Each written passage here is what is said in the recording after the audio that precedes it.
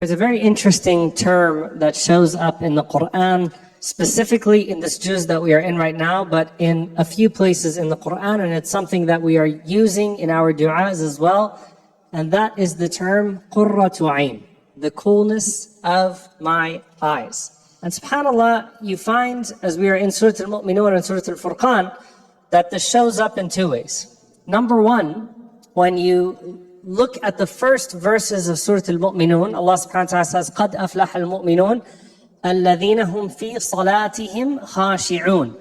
That verily the believers are successful, those who have humility in their prayers. Now, if you were to open up a book of tafsir, you would find that in At-Tabari and Ibn Kathir and most of the tafsir that are based on the narrations of the Prophet sallallahu alaihi wasallam, they will include a narration right under this verse, which is a very beautiful narration, that the Prophet ﷺ said, حُبِّبَ إِلَيَّ الطِّيبُ وَالنِّسَاءُ وَجُعِلَتْ قُرَّةُ عَيْنِي فِي الصَّلَاةِ. That perfume or cologne, sweet scents, and my wives have been made beloved to me. Women have been made beloved to me, meaning I naturally incline towards those things. The Prophet ﷺ is saying, he loves the smell of sweet scent, and the Prophet ﷺ loved his wives. This was something that Allah put inside of him. حُبِّبَ إِلَيَّ. And so there's a natural love that is there. But he said, وَجُعِلَتْ قُرَّةُ عَيْنِي فِي الصَّلَاةِ.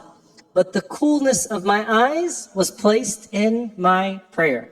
And if you read that, just without going into any deep sharh of that hadith, if you were just to read that without an explanation, it's very clear that the Prophet ﷺ is saying, that look, these are things that we naturally love, but the way that I love my salah, the peace of mind, the joy that I find in my prayer is greater than anything worldly can offer you.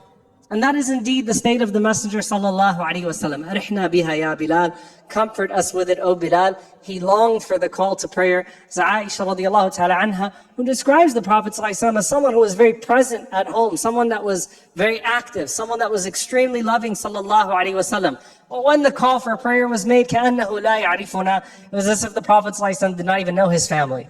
He immediately jumped towards the prayer sallallahu alaihi wasallam. So there was a joy that was found within his prayer. Now I'm going to go to the end of Surah Al-Furqan with a dua for a moment. But what is the meaning of qurratu ayn, the coolness of my eyes? There are two meanings that the scholars extract from it linguistically. Number one, qarra or istaqarra, it settles. When you stare at something because it captures you. So something captures your attention. But something can capture your attention because you're scared of it, or because it's amusing, or because it's beautiful in a worldly sense, or many other reasons. But it captures your attention. The point is that your eye falls upon it and your eye stays, meaning you find something that is compelling and captivating and you stick to it. So it speaks to attention. The second thing is al-bard, coolness. Now, I don't want you to go down the Google rabbit hole like I went down the Google rabbit hole, all right? Where the Arabs would distinguish between hot tears and cold tears.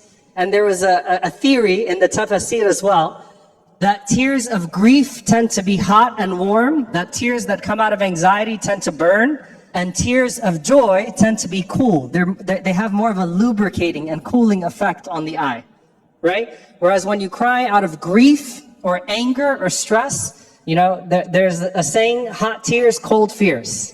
Right? So it's like something burns you. But they said that when you would cry out of joy, it's a gentle tear that comes and it feels good. It cools the eyes. Sheikh Yasser, when you look at me, do you cry hot tears or cold tears? Don't answer the question.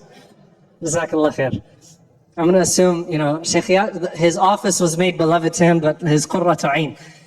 I'm not going to finish that. But cold tears are happy tears, hot tears are tears of grief. That's one of the theories. The point is that there's coolness, comfort, happiness, joy. Like, it's a pleasant look. Now, in Salah, what the Prophet ﷺ is saying, that the inner peace that produces those types of tears, I don't find that inner peace and that coolness and that joy in anything like I find it in my Salah. Now, subhanAllah, you go to Surah Al-Furqan, which is also in this juz, right after Surah Al-Mu'minun. وَالَّذِينَ يَقُولُونَ رَبَّنَا هَبْ لَنَا مِنْ أَزْوَاجِنَا وَذُرِّيَّاتِنَا قُرَّةَ أَعْيُنٍ وَجَعَلْنَا لِلْمُتَّقِينَ إِمَامًا When you ask Allah subhanahu wa ta'ala to make from your spouses and your children the coolness of your eyes, and make us imams for the believers, make us leaders for the God-conscious ones, for the pious ones.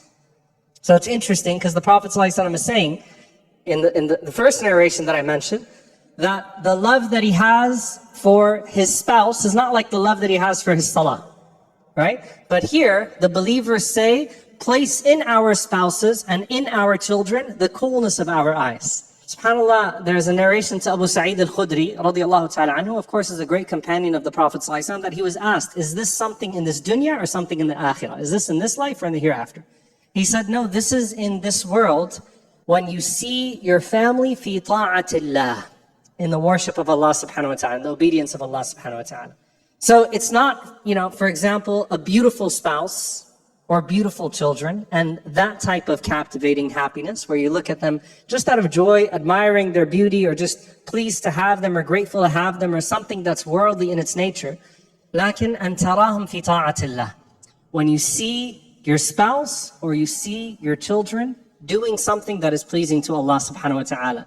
So there's a connection here. The same ibadah that produces joy inside of you, when you see it in your spouses and in your offspring, may Allah subhanahu wa ta'ala grant us righteous spouses and offspring, Allahumma ameen. When you see it in your spouses and offspring, it also produces the coolness of the eye. So you say, alhamdulillah. You see your child praying, you see your child worshiping Allah subhanahu wa ta'ala, you see them implementing lessons that you tried so hard to teach them, and now it finally settled inside of them. What a joyous sight that is. May Allah subhanahu wa ta'ala grant it to us. Allahumma ameen. Two more usages of this word. When Asya alayhi salam saw Musa alayhi salam,